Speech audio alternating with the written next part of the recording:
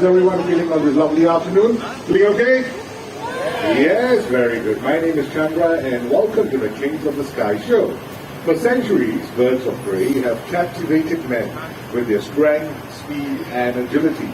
In a couple of moments, there will be birds flying all around this arena and some right by you. Would you like that? Yes, okay. Now before all that can take place, we will need your help. When the birds are flying really low above you, please do not try to reach out and touch them. This is for your safety and for the bird's safety as well. Also refrain from walking around or standing up during the show. You might distract the other audience. And if you happen to be consuming any food, please keep them away because some of our birds can be very curious. They might just decide to come down and share your snacks with you, right? We don't want that happening. And since we are still in the midst of the pandemic, please remember to wear your mask at all times. In fact, the Hawk Arena, this area, is a mask-on zone. So please have your mask on throughout the show, okay? And most importantly, ladies and gentlemen, all you need to do is just sit back, relax, and enjoy the show, right? So you ready for the show? Yeah. Oh, not loud enough. Let's try this one more time. Are you ready for the show? Yeah. Excellent, excellent. And with that, everyone, let us begin.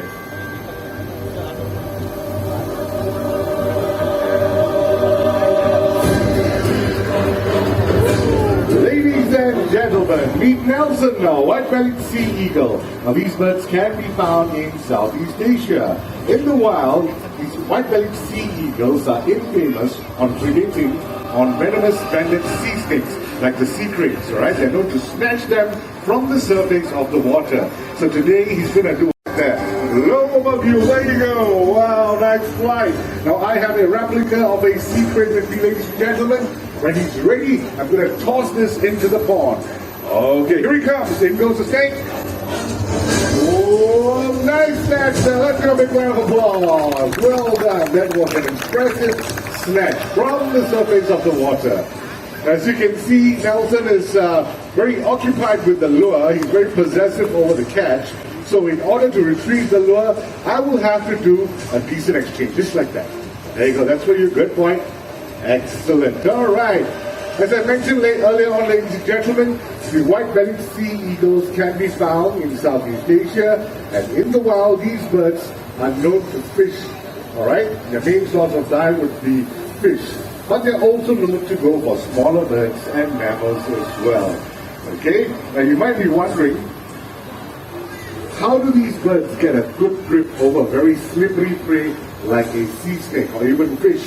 Well, white-bellied sea eagles are equipped with rough undersides, which enable them to get a good grip over a slippery prey. Okay, and when these birds are very young, they're all brown in color, and once they hit the age of about 7, let's spread the feathers on their head, all right, hence the name, the white-bellied sea eagle. There you go, time for him to head back home. Let's give him a big round of applause, everyone. Thank you. Beautiful. Now, our next bird of prey has got keen sense of smell. It is able to pick up the stench of rotting carcass from miles away. So ladies and gentlemen, I mentioned the word carcass, right? What type of a bird of prey would you associate with a carcass? Vulture, very good. So everyone, let's welcome Titan. Right over here, boy. Oh, look at that flight. Nice. Ladies and gentlemen, meet Titan, our turkey vulture. And they are pretty abundant in the wild, close to about 10 million of them. As I mentioned earlier on, they have a keen sense of smell, so usually the turkey vultures are the first to reach a carcass. Now they may be the first, but at times they might not be able to consume the food as yet, because unlike their larger counterparts, turkey vultures do not have strong and powerful beaks to rip apart very tough meat. So they will have to rely on larger vultures to help them out. And here's an interesting fact about the turkey vulture. They have got extremely acidic stomach acid, gastric acid, almost 0 pH level. So you can imagine how powerful the digestive system is, okay? Tatin has done pretty well as well. Time for him to head back home. Thank you very much, boy. Home is that way, all the way back to Daria. We'll see you later on. There you go, back to flying. A big round of applause for Tatin, everyone. Thank you. Are you able to hear that call? Yes, okay. What type of a bird of prey makes that call? Let me give you a hint. It's a nocturnal bird of prey. Owl, that's right. Now look to your left, look to your right, look underneath your seats. Are you able to spot the owl? Where's the owl? Where's the owl? Having a tough time spotting it? Where? There? You sure? Right back there. Okay, so very shortly the owl will be making its way down. So once again, a gentle reminder to everyone, please remain seated and be as quiet as possible so you can get to experience the owl's unique ability of silent flight.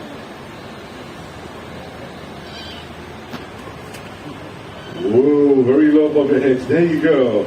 Now, ladies and gentlemen, unlike other birds of prey, owls have feathers. So the sound frequency created by the wing flaps will be absorbed by those feathers. Well, that's not the only reason for them to be, stealthy. There's another reason too. What do owls mainly hunt for at night? Anyone knows? Mice and rats, right? Rodents. Rodents come out at night, and rodents have an acute sense of hearing as well. So the owl would have to be very quiet in order to catch its prey without being detected at all. That's why they're also known as the silent hunters of the night. Now everyone, meet Belang. He's a Malay fish owl. Malay fish owls can be found throughout Southeast Asia, and this particular species has evolved to hunt for fish. So that makes them pretty unique, right? And now we have another owl joining us, everyone. Now that would be Soren. He's our barn owl, and barn owls are commonly found throughout the world, except for Antarctica.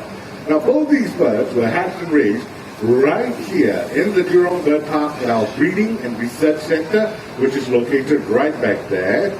Belang is close to about 15 years old, and Soren is about, if I'm not wrong, 7 years old. 7 to 8 years old. That's right. And amongst the owl species, the barn owls, they have hypersensitive hearing. Okay, which means they are able to actually pounce on a prey in total darkness just by relying on their sense of hearing. That's how powerful it is, alright? There you go. Take some nice photos of Belang, or should I say, Soren back there. Alright, he's going to make his way back home. So everyone say bye-bye, Soren. Bye-bye. Thank you very much. There you go. Nice flight back home. Okay, folks, back to Belang. I have a question for you. I'm pretty sure you know that owls are capable of turning their head all the way to the back, right? You've seen this before? Oh, look at that. He's doing it right now. Oh, look at that. Okay. So the question is, how many degrees do you think an owl is able to turn its head? I heard 270. Okay, hang on. So many answers. I tell you what, I'll make this easier for everyone. I'm going to say a few answers. If you think it's right, raise your hands, okay? How many of you think it's about 360 degrees? Raise your hands. 360. Okay, what about 180 degrees? Raise your hands. 270 degrees? Raise your hands. 400? No, I was just joking, okay?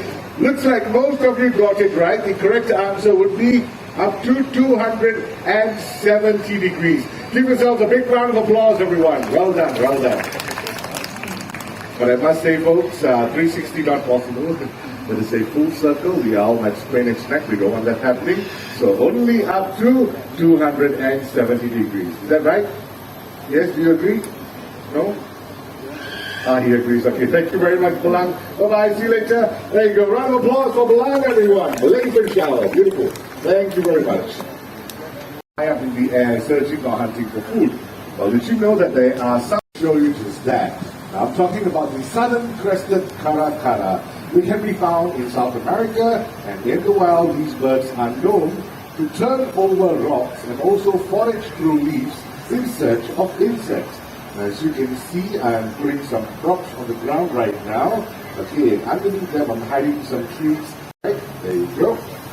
I've got a nice big pile of leaves right over here. Excellent. And I've also got a tree bark. I'm going to place it on the boulder. All right. Okay, so looks like we're all ready. So everyone, let's welcome Raul, our Southern Crescent Karakara. Hello, Mr. Raul. Good afternoon to you, sir. Watch what he does, ladies and gentlemen. He's going to use his long legs and flat claws to turn over the rocks in search of insects. Now, this is what they do in the wild, and this would be their natural behavior. Okay, I think he's got all the rocks. Yeah, okay, done. Let's move on to the dry leaves. And this time he's going to sweep the leaves in search of insects. Going to do it one more time? Well done. Okay, and lastly, we've got the tree bark right back there. There you go. He's going to use his feet to flip it over and get to the tree bark. Let's give a big round of applause, everyone. Thank you. So while foraging for food, sometimes the insects might take off, right? These birds can jump pretty high and catch them in mid-air. Let me do a little demonstration right now. Whoa, look at that. Okay, we're going to try something higher right now, really high. Whoa! Big round of applause for Raul, ladies and gentlemen. Thank you so much. By the way, Mr. Raul has been with us for a very long time, and he is already 20 years old this year. That's right, still going on strong, alright? And the Southern Crescent Karakaras are close relatives of the falcons. Pretty cool, right? Okay, thank you very much, boys. Time for the head back home that way. Let's give them a big round of applause, everyone. Our Southern Crescent Karakara. Thank you. The next bird that's going to make its way out is going to show all of you how agile and maneuverable it is in flight. And to demonstrate that, what I'm going to do is I'm going to skewer a piece of food with the stick right over here, and we're going to watch the bird make an attempt to fly down and snatch the food away. This is going to happen really fast, so if you want to take photos or videos, I want to start focusing on the tip of the stick right now, alright? Let me get into position. Okay, looks like we're all set, so ladies and gentlemen, boys and girls, let's welcome Rado! Come on, Rado, here we come.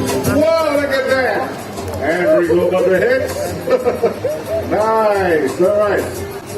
I'm going to try this one more time. Okay, here he comes again. Come on, Rado. Go right over here, boy.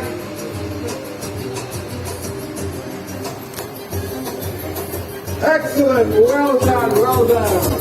Well, that's not it, ladies and gentlemen. Birds like Rado are also capable of catching insects in mid-air. So let's do another demonstration. Toss the food up. Well done. Would you like to see more there? Yeah. Yes, okay, so without any brownie time, and there they come.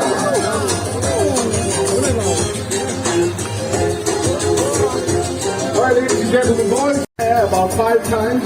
Let's see if our hands are able to snatch them. We're going to go with number 1. Very nice, guys.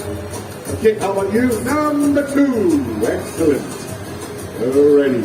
Oh, number 3. Wow, really high throw. One more high throw coming up. Number 4. Well done. Last one. How about you, boy? Whoa! That was impressive. Let's give them a big round of applause, everyone. By the way, these are Brahmani kites, okay, and they can be found in Southeast Asia. In fact, they're very commonly found right here in Singapore. And if you're lucky enough, you might get to see a couple of them flying around at the Jurong bird park, right? These birds are found here, also known to scavenge for dead fish and crustaceans as well. And just like the white-bellied sea eagle, it's also very easy to tell apart the adult and the juvenile Brahmani kite. If you take a look at the ones flying around, you will notice that they have got white feathers from their head all the way down to the belly, right? So those are the adults. For the juvenile, it is all brown in color, so that's how you tell them apart.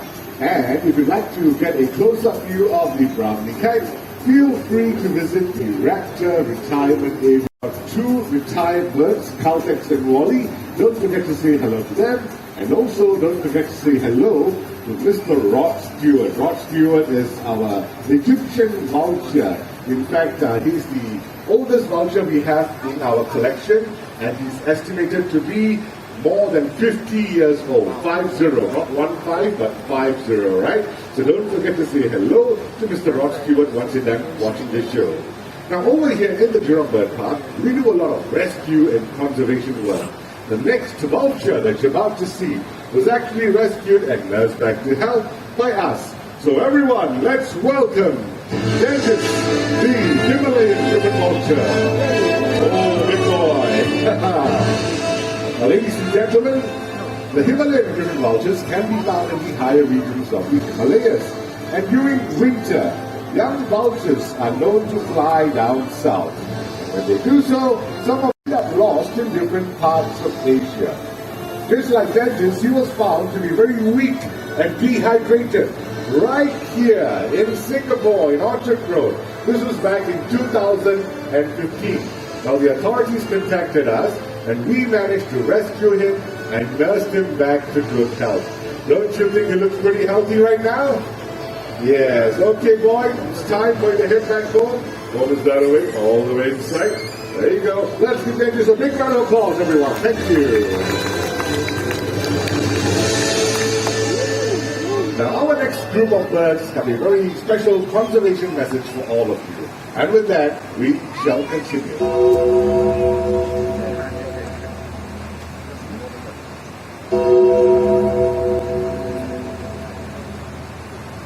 When one vulture descends upon a carcass, more will follow.